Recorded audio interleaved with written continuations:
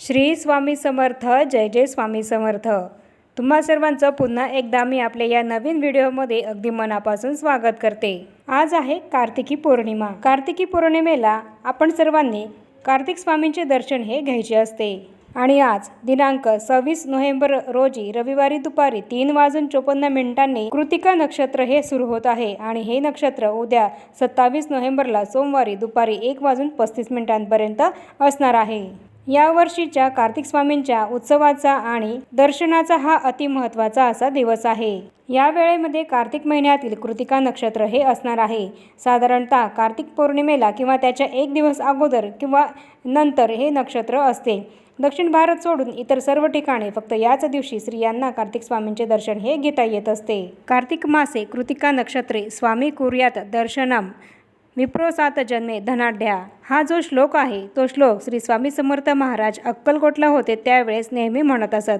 या श्लोकाचा अर्थ असा आहे की कार्तिक महिन्यामध्ये येणाऱ्या कृतिका नक्षत्रावर जर कार्तिक स्वामींचे दर्शन जो मनुष्य घेईल तो मनुष्य हा सप्तजन्मांपर्यंत धनवान हा होत असतो. आणि म्हणूनच आपण सर्वांनी कार्तिकी पौर्णिमेला या कृतिका नक्षत्रावर कार्तिक स्वामींचे दर्शन हे जरूर घ्यायचे आहे. तुमच्या घराच्या आजूबाजूला जर कार्तिक स्वामींचं मंदिर असेल तर तिथे जाऊन तुम्ही कार्तिक स्वामींचे दर्शन हे आज जरूर घ्यायचे आहे. आणि जर कार्तिक स्वामींचे मंदिर नसेल आणि स्वामी समर्थ महाराजांचा मठ असेल, केंद्र असेल तर दिंडोरी प्रणित श्री स्वामी समर्थ महाराजांच्या केंद्रामध्ये सुद्धा कार्तिक स्वामींचा फोटो हा ठेवून त्यांचे पूजन हे केले जात असते. तर तिथे जाऊन सुद्धा तुम्ही कार्तिक स्वामींचे दर्शन हे घ्यायचे आहे. आणि त्याचप्रमाणे आता मी तुम्हाला जे काही उपाय करायला सांगणार आहे तो उपाय तुम्ही कार्तिक स्वामींच्या मंदिरामध्ये केला तरीसुद्धा चालेल, नाहीतर स्वामी समर्थ महाराजांच्या केंद्रामध्ये कार्तिक स्वामींच्या फोटोसमोर केला तरीसुद्धा चालेल. सत्यनारायण पूजन हे आपण पौर्णिमेला संध्याकाळी प्रदोषकाळी करत असतो. त्यामुळे सत्यनारायण पूजन हे आपल्याला आज रविवारी 26 तारखेलाच संध्याकाळी करायचे आहे. आणि कार्तिक स्वामींचे दर्शन हे आपल्याला आज 26 तारखेला रविवारी दुपारी 3:54 तर उद्या 27 नोव्हेंबरला सोमवारी दुपारी 1:35 घ्यायचे आहे. आणि आता आपण जाणून घेऊ की आपल्याला या कार्तिकी पौर्णिमेला कार्तिक स्वामींचे दर्शन घेतल्यानंतर कोणता उपाय हा करायचा आहे. कार्तिक स्वामींच्या दर्शनासाठी जात असताना आपल्याला आपल्यासोबत 2 मोरपीस घेऊन जायचे आहे. त्यासोबतच आपल्याला 1 नारळ आणि खडीसाखर हे सुद्धा घेऊन जायचे आहे. वर्षातून एकदाच कार्तिक स्वामींचे दर्शन हे आपल्याला घेता येत असते. त्यामुळे वर्षातून एकदाच ही सेवा सुद्धा आपल्याला करायला मिळत असते. आणि लक्ष्मी प्राप्तीसाठी ही सेवा अत्यंत महत्त्वाची अशी आहे. आपल्या घरामध्ये लक्ष्मी माता ही स्थिर व्हावी यासाठी हा उपाय आपल्याला सर्वांना आवर्जून करायचा आहे. वर्षातून एकदाच ही संधी आपल्याला मिळत असते, त्यामुळे ही संधी सोडायची नाहीये. तर आता आपण आधी मोरपिसांचा कोणता उपाय आहे याबद्दल जाणून घेऊया. कार्तिक स्वामींच्या दर्शनाला जात असताना आपण प्रत्येकाने 2 मोरपीस हे घेऊन जायचे आहे. आणि हे 2 मोरपीस आपल्याला कार्तिक स्वामींना अर्पण करायचे आहे. आणि त्यानंतर आपली जी काही धनप्राप्तीबद्दल इच्छा असेल ती कार्तिक स्वामींना सांगायची आहे. आणि आपण जे 2 मोरपीस कार्तिक स्वामींना अर्पण केले आहे त्यातलं 1 मोरपीस हे कार्तिक स्वामींच्या चरणापाशीच राहू द्यायचं आहे आणि 1 मोरपीस हे आपल्याला तिथून उचलून आणायचं आहे. आपण कार्तिक स्वामींना अर्पण केलेल्या 2 मोरपिसांपैकी आपल्याला 1 मोरपीस हे कार्तिक स्वामींजवळच ठेवायचे आहे आणि 1 मोरपीस हे आपण आपल्या घरी घेऊन यायचे आहे. आणि त्यानंतर हे मोरपीस आपण आपल्या घरी आणल्यानंतर ते आपण आपल्या देवघराला लावू शकतो किंवा आपल्या घराच्या उत्तर दिशेच्या भिंतीला सुद्धा हे मोरपीस आपण लावू शकतो. तर याप्रमाणे हा झाला मोरपिसांचा उपाय. तर आता आपण 10 रुपयाच्या एका नोटेचा उपाय कोणता आहे आणि तो कसा करायचा आहे याबद्दल माहिती घेऊया. ज्याप्रमाणे आपण 2 मोरपीस हे कार्तिक स्वामींच्या दर्शनाला जाताना घेऊन जाणार आहे त्याचप्रमाणे आपल्याला एक 10 रुपयाची नोटसुद्धा करकरीत नोटसुद्धा आपल्याला स्वामी कार्तिक महाराजांच्या दर्शनाला जाताना घेऊन जायची आहे. आणि ज्याप्रमाणे आपण 2 मोरपीस हे कार्तिक स्वामींच्या चरणाशी ठेवणार आहोत त्याचप्रमाणे ही नोटसुद्धा आपल्याला कार्तिक स्वामींच्या चरणाशी ठेवायची आहे. आणि कार्तिक स्वामींना प्रार्थना करायची आहे. तुमची जी काही मनोकामना धनप्राप्तीबद्दल असेल ती बोलायची आहे. आमच्या घरामध्ये लक्ष्मी माता ही स्थिर होऊ दे अशी प्रार्थना करायची आहे.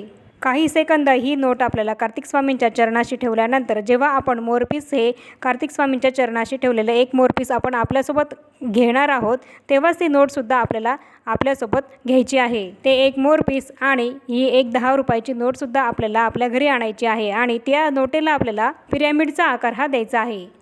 तर या नोटेला पिरॅमिडचा आकार कसा द्यायचा याबद्दल यूट्यूबवर सर्च केले तर तुम्हाला खूप असे व्हिडिओ मिळतील. त्या व्हिडिओमध्ये बघून सुद्धा तुम्ही त्या नोटेला पिरॅमिडचा आकार हा देऊ शकता। नाहीतर स्वामी समर्थ महाराजांच्या केंद्रामध्ये तुम्हाला जर कोणी त्या नोटेला पिरॅमिडचा आकार हा करून देत असेल तर त्याप्रमाणे तिथे तुम्ही त्यांच्याकडनं सुद्धा हा पिरॅमिडचा आकार त्या नोटेला करून घेऊ शकतात। आणि मोरपीस तर हे आपल्याला आपल्या घराच्या उत्तर दिशेच्या भिंतीला लावायचं आहे। आणि ही जी पिरॅमिडच्या आकाराची नोट आपण तयार केली आहे ती नोट आपल्याला पर्समध्ये ठेवायची आहे। आणि ही जी नोट आहे ती आपल्याला वर्षभर तशीच सांभाळून ठेवायची आहे। कुठेही ही नोट आपल्याला खर्च करायची नाहीये। ही नोट पुरुष मंडळी सुद्धा त्यांच्या वॉलेटमध्ये ठेवू शकतात आणि महिला सुद्धा त्यांच्या पर्समध्ये ठेवू शकतात।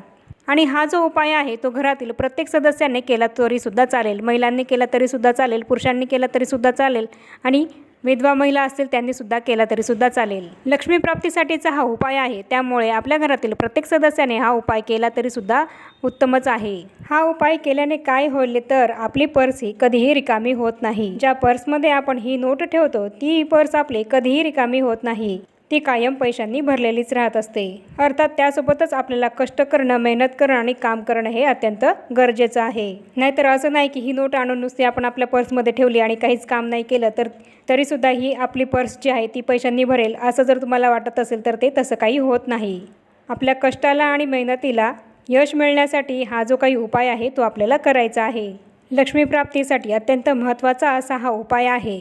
आणि याचप्रमाणे जर तुम्ही 10 रुपयाच्या नोटेचा मागच्या वर्षीचा पिरॅमिड तयार केला असेल तर ती जी नोट आहे ती नोट तुम्हाला कार्तिक स्वामींच्या मंदिरामध्ये दानपेटीमध्ये टाकायची आहे। आणि या वर्षीच्या अर्पण केलेल्या 10 रुपयाच्या नोटेचा पिरॅमिड बनवून तो आपल्याला आपल्या पर्समध्ये पुढच्या वर्षापर्यंत तसाच ठेवायचा आहे। तर याप्रमाणे अत्यंत महत्त्वाचा असा हा मोरपिसांचा आणि 10 रुपयाच्या नोटेचा जो काही उपाय मी तुम्हाला सांगितला आहे तो तुम्ही नक्की करा। आणि वर्षातून एकदाच घेता येत असल्यामुळे कार्तिक स्वामींचे दर्शन हे जरूर घ्या। आणि कार्तिक स्वामींच्या दर्शनाला जाताना 2 मोरपीस आणि 1 10 रुपयाची नोट घेऊन जाऊन हा जो काही उपाय मी तुम्हाला सांगितला आहे तो कार्तिक स्वामींच्या मंदिरात जाऊन आपली जी काही धनप्राप्ती संबंधित इच्छा आहे, जी काही मनोकामना आहे ती कार्तिक स्वामींना सांगून हा उपाय आपल्याला करायचा आहे। तर याप्रमाणे मी तुम्हाला आजच्या या व्हिडिओमध्ये कार्तिक स्वामींच्या दर्शनाला जाताना आपल्याला कोणत्या वस्तू घेऊन जायच्या आहे आणि लक्ष्मी प्राप्तीसाठी आपल्याला मोरपिसांचा आणि 10 रुपयाच्या नोटेचा कोणता उपाय आज करायचा आहे याबद्दल संपूर्ण माहितीही दिली आहे। चॅनलवर जर पहिल्यांदाच आला असाल तर चॅनलला जरूर सबस्क्राईब करा आणि या व्हिडिओला जास्तीत जास्त लाईक आणि शेअर जरूर करा, जेणेकरून वर्षातून एकदाच करता येणाऱ्या या सेवेचा लाभ सर्वांनाच मिळेल। आणि आता या छोट्याशा माहितीसोबत आपण आपला आजचा हा व्हिडिओ इथेच थांबूया आणि भेटूया पुन्हा अशाच नवीन एका माहितीपूर्ण आणि महत्त्वपूर्ण व्हिडिओसोबत। तोपर्यंत सर्वांना श्री स्वामी समर्थ।